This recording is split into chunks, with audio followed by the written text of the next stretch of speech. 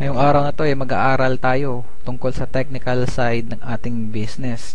Siyempre, pag may mga katanungan yung mga kabayan natin, mas maganda po yung masasagot natin sila. Kaya, sana po marami kayong matutunan. Okay, unang gawin po natin is magsisave po tayo ng gateway natin. Ifo-phone book po natin yan. Kung kayo po ay Sun user, ito po ang mga gateways nyo, yung mga number na po yan. I-save nyo po, ipapangalan nyo sa phone book is gateway. Kuha lang po kayo ng isang number dyan.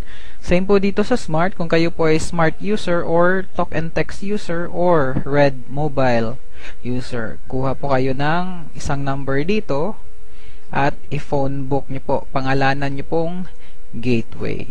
Same po sa Globe tsaka touch mobile. Kuha po kayo ng isang number dyan. I-phone book nyo, pangalanan nyong gateway. Unang prosesong pag-aaralan natin is paano po mag-load. Ito po yung pangkaraniwang unang tanong ng ating mga bagong business partners. Okay? Ganito lang po gagawin natin. Meron po tayong commands. Ito pong commands na to ay yung LX load command. Alright? Gagawa po tayo ng message. Alright? Tatay po natin tong message sa ating cellphone. LX space load space Technopreneur ID. Ito po yung ID number nyo. Space password or PIK, personal identification key, space product code, space customer's cell phone number. Ito po yung example. LX space load space ID number space password space yung product code na ipapaload po and space cellphone number ng customer. Alright, dito po makukuha yung product code sa price list po natin. Depende po sa product na bibilhin. Ganito po yung common human error. Nalalagyan po ng space dito. May extra space po dyan. Alright. Pag load nyo po sa customer, hindi po yun siya maloload kasi merong sobrang space. Kaya make sure walang sobrang space in between or dito sa huli na hindi po natin minsan nakikita. Yun lang po pinaka-importante doon. Pag tama po yung commands natin, okay, make sure isasend natin yung command na yan sa gateway po. Alright? Pag send nyo doon sa gateway, pag tama yung commands, automatic maglo-load agad yun, walang delay. Alright, isa po yung technique na gagawin natin para hindi kayo mahirapan mag-load since commands po yung gagawin natin is gumawa po kayo ng template or outbox or draft. Right? Save nyo po tong LX space load space ID number space password or PIK. Hanggang dyan lang po. Okay? Para kung may mag-paload po sa inyo, i-insert nyo na lang po tong command na to, insert template, hanggang dito po sa password para lalagyan nyo na lang ng product code at saka cellphone number ng customer. Hindi nyo na po kailangan mag-type ng paisa-isa. Okay, i-explain ko po sa inyo kung how the mobile system works. Alright. Ito po yung cellphone natin. Ito po yung telco highway. Ito po yung customer or kayo po kung loloadan nyo yung sarili nyo. Ito po yung telco o dito po tayo kumukuha ng product. Let's say ito po yung Smart, Globe, or Sun. Tapos, dito na po yung gateway natin. Alright? Okay, ganito po yun. Kung may magpapaload po sa atin, again, gumagawa po tayo ng command. LX space load, space ID number, password, product code, and customer's cell phone number. Okay? Yan po yung ID number and password. Yan po yung product code. Example, S30X is yan po yung Smart 30 pesos economy load.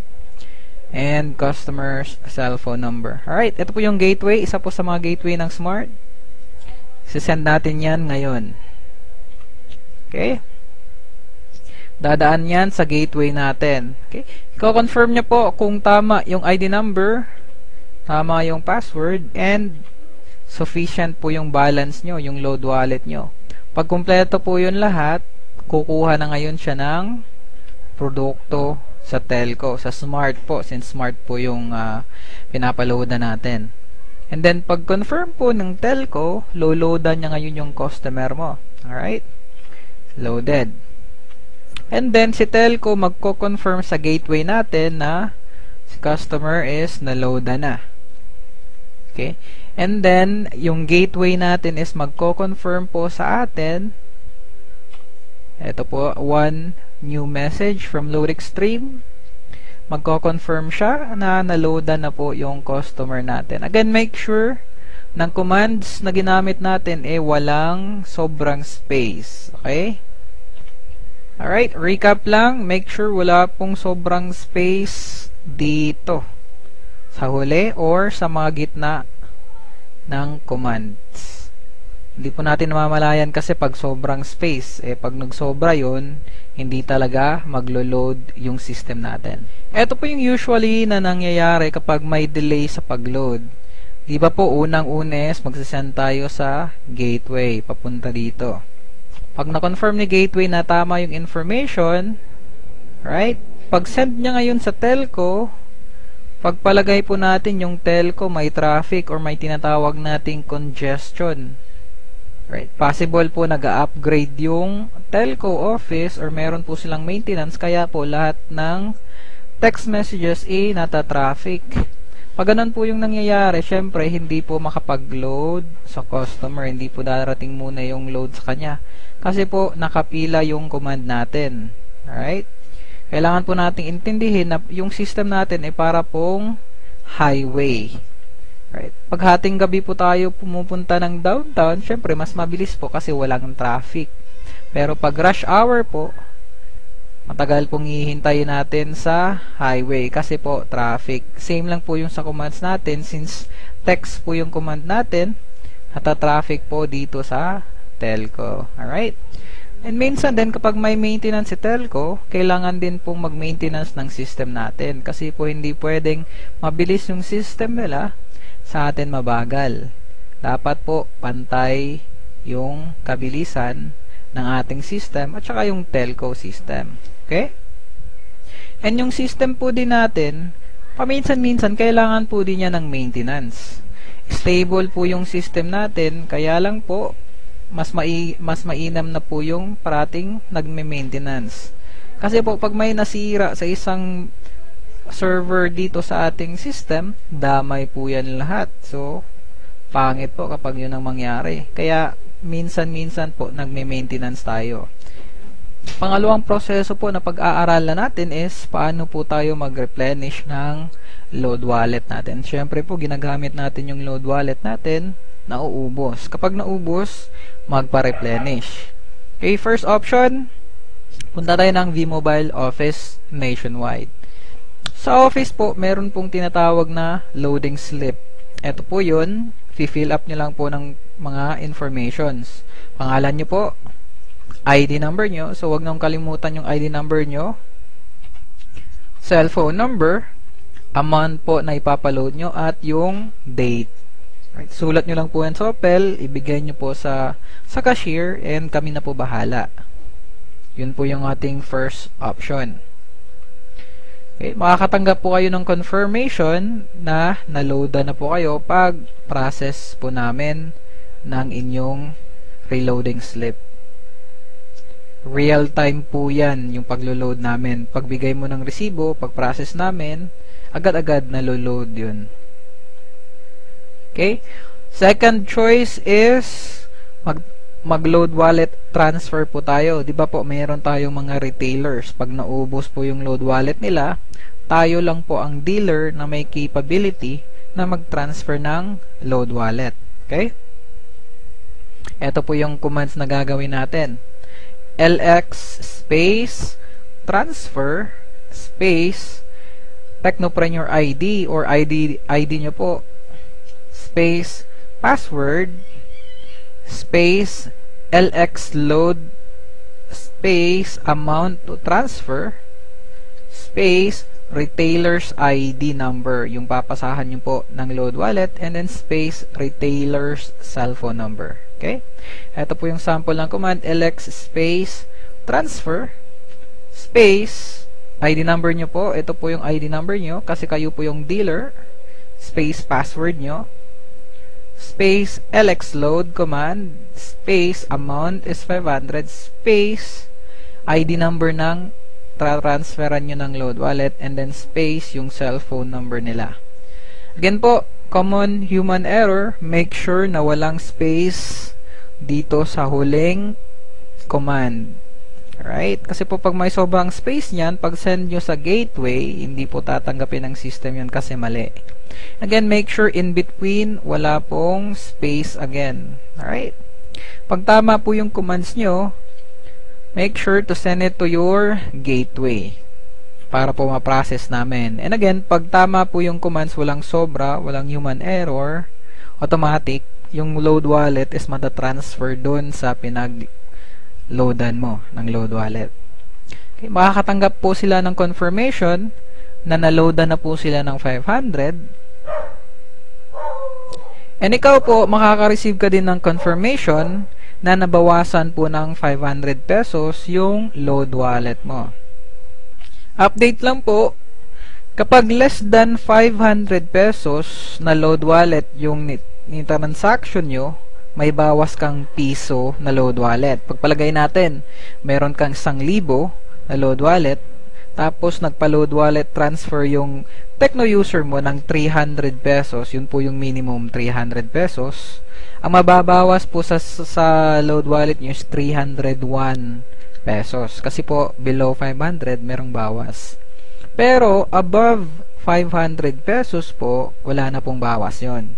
Third option, online conversion. Alright, for dealers lang po to. Punta po kayo dito sa link http://mylx.biz. Ay, ito po yung website natin, yung website po natin sa marketing. Login lang po kayo using your ID number and password. Again po, for dealers lang po to. Click nyo po yung login. Okay. Ito po yung makikita nyong website. Okay. Click nyo po yung convert earnings. Pag-click nyo dyan, okay, pagpalagay natin, ito na po yung income nyo, 26,000, and meron na po kayong 6,500 na na-withdraw. Right, meron kayong 20,000 pesos remaining. Okay. Pagpalagay natin, i-convert natin yan ngayong 20,000 para maging load wallet. So, lagay nyo lang yung password nyo dito, and then, lagay nyo yung 20,000, and then click submit. Ganito po yung proseso niyan. Make sure na na-convert nyo po yung earnings nyo before 7 p.m. Friday. Okay? Before 7 p.m. Friday. Para po, pagka Wednesday next week, mako-convert na po tong load wallet nyo. Darating na po yan. Pagpalagay po natin na late kayo sa pag-convert. Pagpalagay natin, alas 9 na ng gabi ng Biyernes. So basically, darating yung load wallet nyo next Wednesday pa po sa makalawang Miyerkules. Alright, just make sure and please remember, always convert your earnings before 7 p.m. Friday para po may load wallet na kayo pagka Wednesday ng hapon. And ito po yung last option natin, for fourth option, bank account deposit. Okay, meron po tayong mga bank account ng V-Mobile sa mga accredited banks. Ito pong First Union Bank of the Philippines. Ito po yung account number. Sa BDO po, ito po yung account number. BPI, ito po yung account number. And then Metrobank, ito po yung account number. Pagpalagay po natin, walang malayo po tayo sa V-Mobile office and wala pong mga dealers na pwedeng mag-transfer ng load wallet and then wala pa po tayong income sa marketing natin. So, pwede po tayo mag-deposit sa bangko. Okay? Hindi po yung gagawin natin. First option is Union Bank. Okay? Make sure, kapag Union Bank po yung ni-deposit nyo, make sure to get the bills payment slip. Right? Ito po yung mukha ng bills payment slip. Okay, make sure to get this one. Okay, lagay nyo po sa information company or institution na pagdedeposituhan nyo or babayaran nyo is V-Mobile Technologies. Name nyo po. And then, account number or reference number is your vMobile ID. Okay?